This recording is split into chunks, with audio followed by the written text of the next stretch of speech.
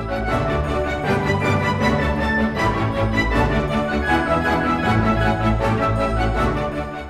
เคပါတာကီရာထဲကနေပြီးတော့အမတယောက်ပေါ့နော်အဝိဆော်တဲ့ကျွန်တော်လာအားပေးတာပါခင်ဗျကန်ဆယ်မဲလေးမှာဖြစ်ပါတယ်လဲလို့ရပါပြီဗျ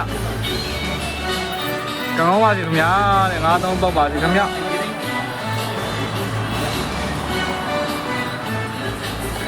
ဟုတ်ကဲ့ပါ1000ခွဲပါဗျာနော်1000ခွဲကန်ထူတော့ပါခင်ဗျာ